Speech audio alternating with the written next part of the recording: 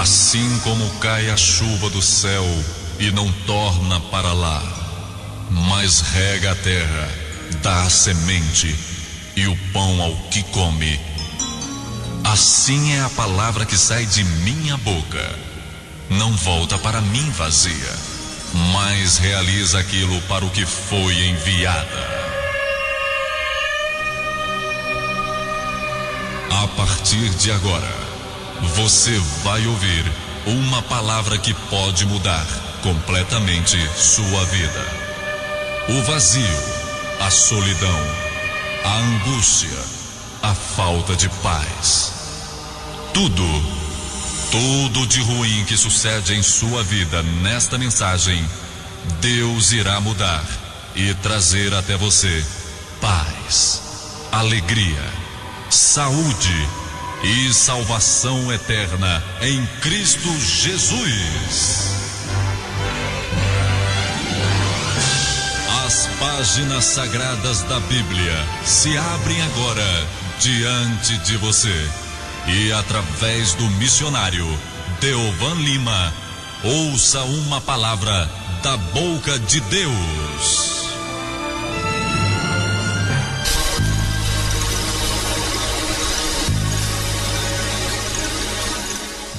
Uma das histórias mais conhecidas na Bíblia Sagrada, mais ilustradas, o momento em que Jesus Cristo anda sobre as águas.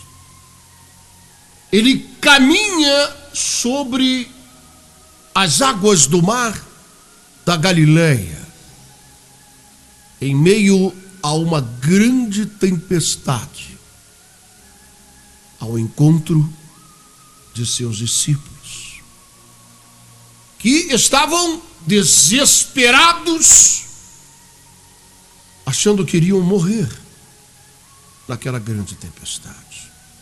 Mas, para que nós possamos receber toda a unção que eu tenho certeza existe nesta palavra que me foi revelada pelo Espírito Santo, é necessário que nós possamos voltar ao princípio deste episódio e entendermos algumas coisas que aconteceram antes que Jesus caminhasse sobre as águas ao encontro deles. Você lembra disso? Jesus deu uma ordem aos seus discípulos e ele disse: vão na minha frente e eu irei depois. Entrem no barco e vão para o outro lado. Eu encontrarei vocês. E então Jesus subiu sozinho à parte para o alto de um monte naquela encosta do mar da Galileia e ele ficou ali orando ao Pai.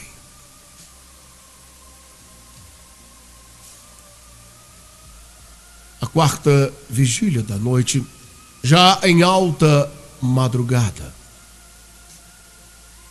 Jesus foi ao encontro deles, andando sobre as águas. Agora, quando nós começamos a ler os evangelhos, encontramos alguns detalhes que são importantíssimos e que têm a ver com a nossa vida, que sucederam nesse episódio. Um deles, no Evangelho segundo João, se torna claro o que fizeram esses discípulos de Jesus e que nós faríamos também. E essa aqui é a verdade. Eles deixaram um barquinho para Jesus amarrado num toco ali na margem do mar da Galileia. Essa informação está lá. As pessoas vieram procurar Jesus e não viram. Seus discípulos haviam saído e havia ali apenas um barquinho amarrado. Por quê? Porque Jesus disse que ia encontrá-los. Eu pergunto a você, de que maneira Jesus iria encontrá-los? Você acha que passava na cabeça desses homens que Jesus iria andando sobre as águas? É claro que não. Você conhece a história e sabe que no meio daquela grande tempestade, quando esses homens viram aquele vulto, envolto na neblina, na tempestade, na chuva, nas águas revoltas do mar da Galileia, eles disseram: é um fantasma. E isso é um presságio de que todos nós vamos morrer. A nossa vida chegou ao fim agora. Eles simplesmente não conseguiram crer que era Jesus. Mesmo ele falando: não temam, sou eu. Não é um fantasma. Não é uma miragem. Não é uma ilusão de ótica. Sou eu mesmo. Eu estou indo encontrar vocês. Eu estou indo socorrer vocês. Eu estou indo estender a minha mão e tirar vocês dessa situação adversa, dessa tempestade cruel, dessa situação que abate o coração de vocês. Mas eles não conseguiam crer nisso. Era impossível. Se eles vissem alguém remando aquele barquinho que eles deixaram, eles poderiam dizer uns aos outros: gente, graças a Deus, olha o mestre. Quem sabe ele faz alguma coisa, ele é o filho de Deus. Ele veio do barquinho que nós ancoramos na margem para ele vir ao nosso encontro. Olha ele ali. Mas ele veio andando sobre as águas e eles simplesmente se negaram a crer. Isso é impossível. Isso não faz parte de nossos planos e de nossos projetos, do que nós estabelecemos para o agir de Deus. Que é desta maneira que ele vai fazer, é desta forma que ele vai agir. Isso está saindo dos nossos padrões que nós estabelecemos para ele. Nós deixamos o barquinho. Ele disse que viria ao nosso encontro e nós deixamos o barquinho. Eu não estou vendo o barquinho. Então só pode ser um fantasma. Mas o mestre dizia: não temais, sou eu. Sabe, meu amado irmão e minha amada irmã, nossa vida é assim. Nós oramos a Deus. Nós cremos em Deus. E nós cremos em milagres. Mas nós temos uma tendência a tomar a mesma atitude que tomaram esses homens. Nós queremos que Deus venha agir e nós ensinamos o caminho. Deus, faça isso por mim, porque isso vai ser melhor para mim, porque esse é o caminho da minha felicidade, porque esse é o caminho da minha paz.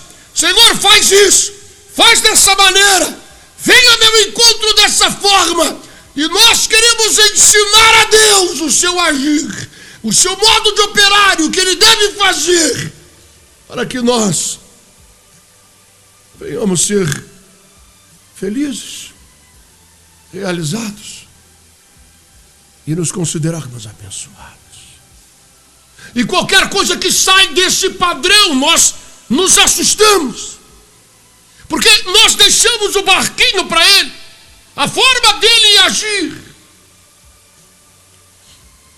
É claro que você se lembra de Jacó. Um homem de Deus, não é? E Jacó tinha promessas de Deus. Orava a Deus. Por ele era extremamente abençoado e tudo que ele colocava a mão prosperava. Certa vez ele estava voltando para sua terra. Mas ele não estava voltando porque deu na cabeça dele fazer isso. Foi o próprio Deus quem mandou que ele voltasse. 14 anos depois que ele havia saído de sua terra. Agora era rico, era próspero, era abençoado, tinha uma grande família. E Deus disse: volta. E no meio do caminho, o irmão dele, Esaú, exalando fogo pelas ventas e cheio de ódio, veio com 400 homens encontrar ele no caminho para matá-lo. Porque você conhece a história e sabe o que Jacó fez. Jacó tirou tudo desse homem, a sua bênção e o seu direito de primogenitura. Porque ele agiu conforme os seus próprios métodos. Ele cresceu ouvindo sua mãe falar: a bênção de Deus é sobre você, meu filho. Eu ouvi Deus falar comigo que haviam 2 nações dentro de mim, mas que o maior serviria ao menor. Deus é contigo. Mas Jacó não esperou o agir de Deus, a forma de Deus, o método de Deus. E ele começou a agir por si próprio, conforme ele achava melhor. E Deus nada mais era do que um instrumento, uma ponte, para que ele alcançasse seus objetivos. Mas no Val de Jaboque, a Bíblia diz que ele travou uma briga com Deus a noite inteira. E ele não queria largar a Deus. Quando o dia estava amanhecendo, ele atracou nas pernas do anjo. E ele disse: eu não te solto se tu não me abençoares. E a bênção que Jacó queria, pela qual ele lutou a noite inteira, era que Deus o livrasse do ódio de seu irmão que ia matá-lo. Mas ele queria que Deus abençoasse da forma dele, com a coisa que ele tinha armado, as mulheres lá na frente, os presentes que ele havia enviado. Ele queria que Deus quebrantasse o coração de Esaú com o seu método, com a sua metodologia, com a sua forma de agir, com o seu barquinho que ele deixou preparado para Deus entrar e ir ao encontro dele. Ele disse: é assim que eu quero que o Senhor faça. Quantas vezes fazemos isso? Senhor, é isto que eu quero, dessa forma e é dessa maneira, porque é isto que vai me fazer vitorioso, vitoriosa, abençoado. É desta maneira. Mas quem somos nós para saber o que é melhor? É claro que Deus satisfará os desejos de nosso coração, mas observe um detalhe: Deus é aquele que anuncia o fim desde o princípio, e Ele é aquele quem sabe realmente o que é melhor. Ele não vai agir e Ele não nos dará algo que Ele próprio sabe que será para o nosso mal, sem que saibamos disso agora.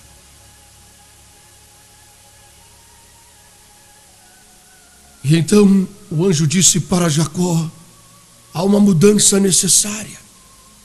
Não farei segundo a sua maneira, não farei segundo o teu método. Não vou entrar nesse barquinho que você deixou. Eu tenho minha própria forma de agir, e nela está incluída uma transformação no teu caráter. Você é um enganador. Você age pelos seus próprios métodos. Você fez isso desde que conquistou com um prato de lentilhas o direito de primogenitura do seu irmão. Você enganou o velho. Isaac, teu pai, cego. Você teve coragem de enganar aquele velho para roubar a bênção. Por quê? Você não acha que eu tenho capacidade de agir de outra forma, de maneira que você recebesse essa bênção? Você quer me ensinar a agir e a fazer as coisas? Você quer apenas me usar? Terá que haver uma mudança agora no teu caráter. Eu não entrarei nesse barquinho. E foi quando Deus mudou o nome de Jacó para Israel, que significa aquele que vence pelos métodos de Deus, campeão pelos métodos de Deus, vitorioso pela forma de agir de Deus. E ele saiu dessa luta mancando, ele nunca mais andou como andava antes, porque o anjo tocou na juntura da sua coxa, e ele foi marcado, não apenas fisicamente, mas ele foi marcado na alma, ele foi marcado no caráter. Algo mudou na vida dele. Jesus veio andando sobre as águas, e eles não conseguiram entender. Eles não conseguiram aceitar isto. Se fosse o barquinho, nós poderíamos crer, mas andar sobre as águas, isso não fazia parte de nossos planos e de nossas ideias. Isso é inconcebível. Nós não podemos aceitar isso em nosso coração, a não ser que seja um fantasma, um presságio de morte.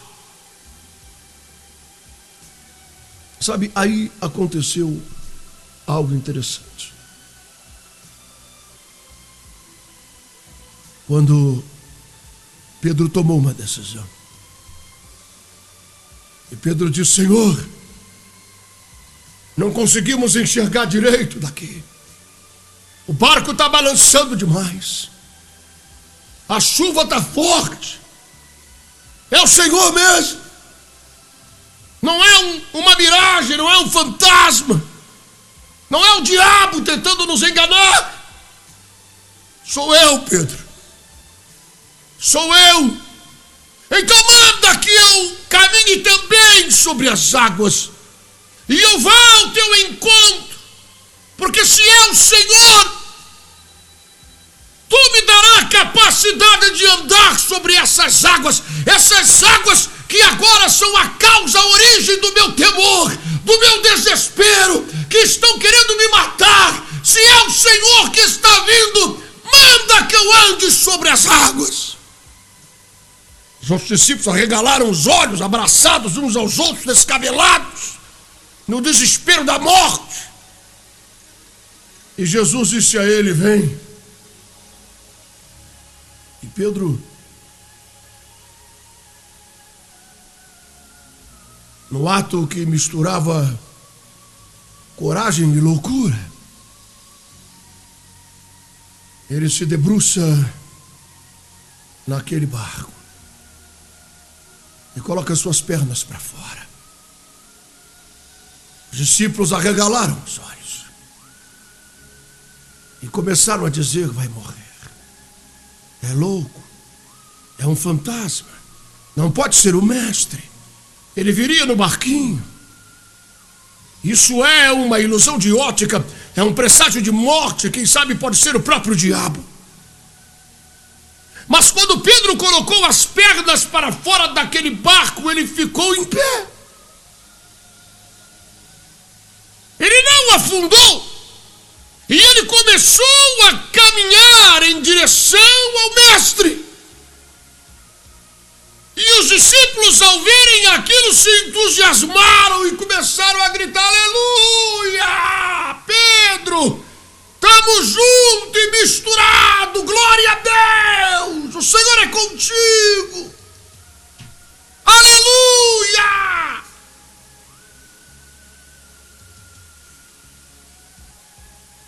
Mas você conhece a história e sabe que nem tudo é festa. E ao trocar os passos, Pedro cometeu um erro que muitos de nós já cometemos na vida. Tirou os seus olhos do mestre e começou a observar a profundidade das águas. E na sua mente veio o raciocínio dizendo: o homem não pode andar sobre as águas. Existe a força da gravidade. Você pesa mais de 80 quilos, Pedro. Como é que você pode andar sobre as águas? O normal é que você afunde.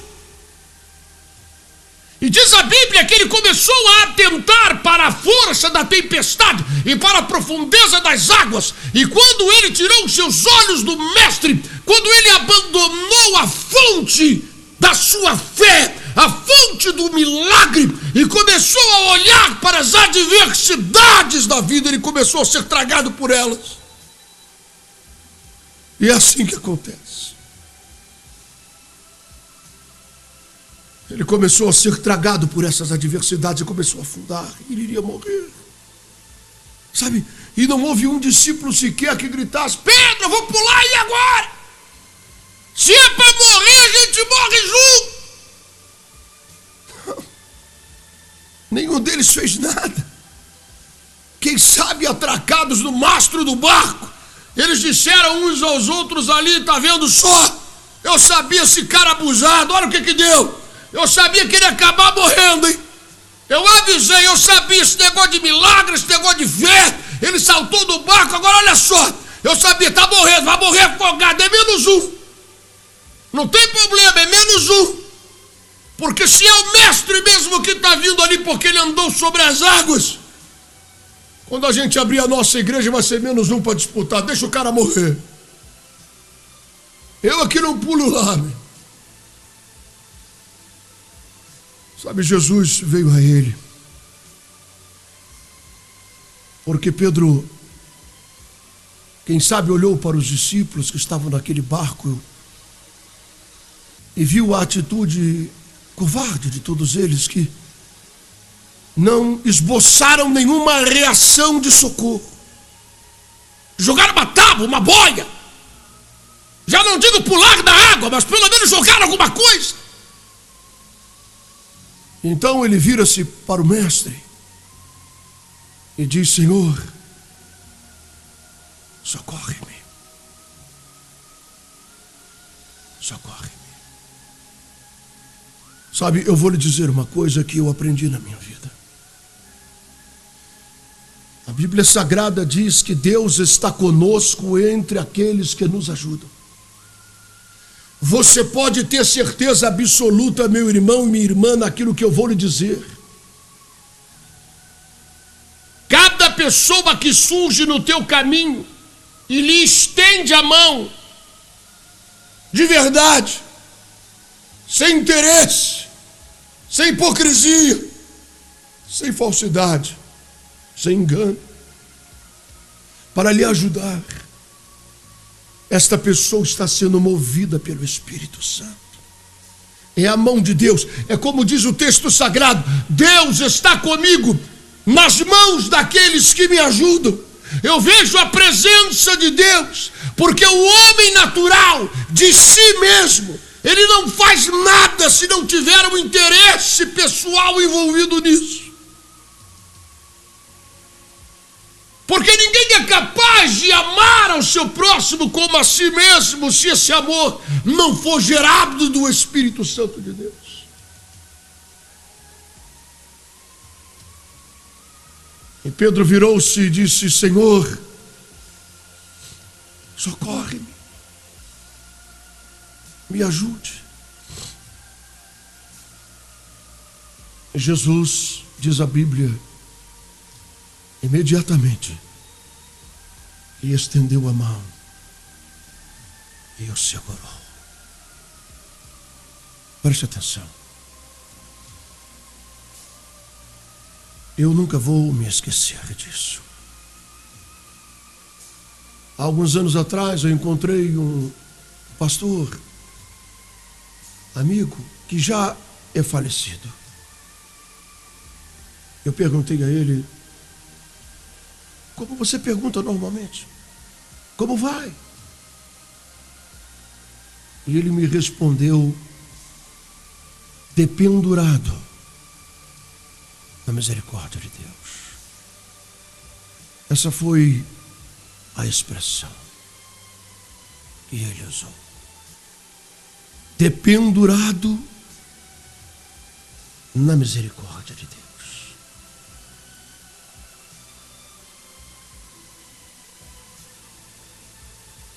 E imediatamente me veio a imagem de Pedro, segurando nas mãos do mestre, dependurado nas mãos dele. Lá embaixo a morte, lá embaixo o abismo, lá embaixo as adversidades dessa vida que o estavam tragando. No bote, no barco, os amigos, os companheiros, aqueles que quando ele andava sobre as águas gritaram aleluia! Pedro, estamos juntos e misturados, irmão! A vitória é nossa pelo sangue. Não jogaram uma boia, não fizeram nada, não deram nem sequer uma palavra de apoio. Mas quem sabe falavam uns aos outros, lá, tá morrendo, soberbão. Quer ser melhor que todo mundo, foi andar sobre as águas, vai morrer.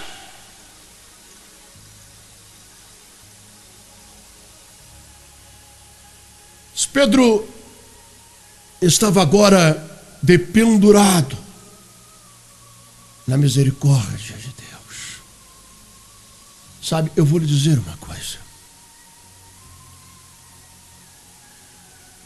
Estenda as tuas mãos para Jesus.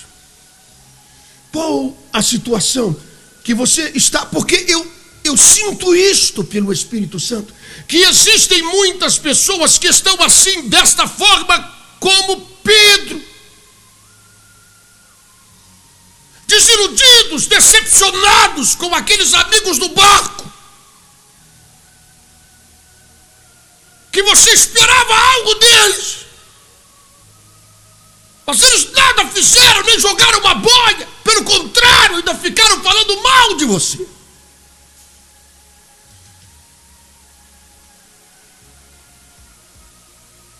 Aí na tua frente agora não está uma miragem. Não se espante dele andar sobre as águas. Escute isso. Nós precisamos entender definitivamente quem é Jesus. É por isso que os discípulos ficaram estupefatos pelo fato dele vir sobre as águas. Eles não aceitaram essa ideia, isso era impossível, ele tinha que vir no barquinho que eles deixaram.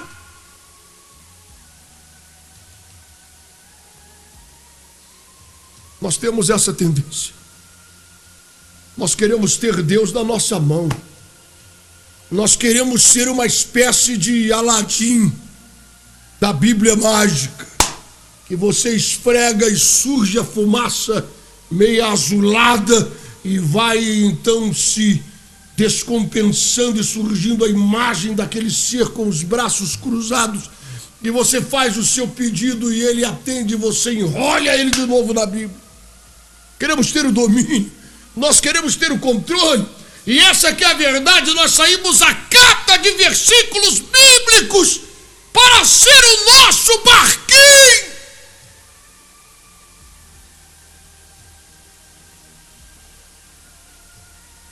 Tudo que ligardes na terra será ligado no céu.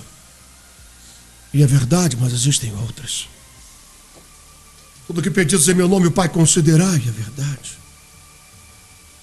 Mas existem outras verdades. A principal delas é que Deus é soberano. Jamais perde o controle. E que Ele está sobre o domínio de tudo. Ele não entregou o domínio a nós. Nós queremos esse barquinho nos traz segurança, esse barquinho nos traz domínio, esse barquinho nos traz controle. Ele vai vir no barquinho.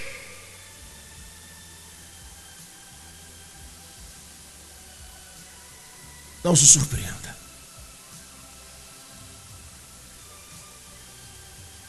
Pelo fato dele ter a capacidade de andar sobre as águas. Não eram as águas do mar da Galileia que sustentavam o peso do mestre, que sustentavam o peso de seus pés, de seu corpo. Não se espante disso. Porque é Ele, o mestre, Jesus de Nazaré, o Filho de Deus, quem sustenta o globo terrestre em seus movimentos de rotação e de translação. É Ele quem sustenta o sistema solar. É Ele quem sustenta o universo. É Ele quem fez todas as coisas que os nossos olhos podem ver e que os nossos olhos não podem ver. Ele sustenta tudo. Tudo está sob seus pés. Não limite sua capacidade. Não queira ensinar a Ele o que fazer, quando fazer. Mas Ele está presente, aí agora. Estenda sua mão a Ele e diga apenas o que Pedro disse: Senhor, socorre-me. Ninguém vai me ajudar.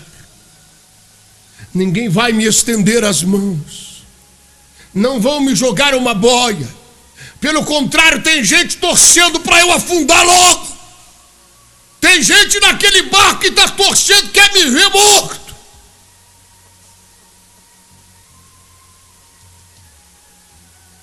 Porque não tiveram a coragem que eu tive. Me socorre. Diga a Ele agora. Seja qual for a situação que você esteja envolvida, e que seja como esse mar lhe tragando, lhe devorando, e você está afundando a cada dia, e você está decepcionado, desiludida com essas pessoas do barco. Escute. Olhe para Jesus. Olhe para Jesus. Estenda as mãos. Dependure-se nele agora. Sabe por quê? Essa é a imagem que eu quero levar para o resto da minha vida. E quero que você a leve também. É assim que devemos estar. Conscientes disto. Não há piso, não há alicerce debaixo dos nossos pés, não há firmeza, não se iluda. Não há firmeza, nós estamos dependurados. A nossa firmeza está nas mãos dele, não é nem na nossa. Porque a nossa mão é fraca para segurar ele. Acaba cansando e você larga e solta e morre. A nossa força está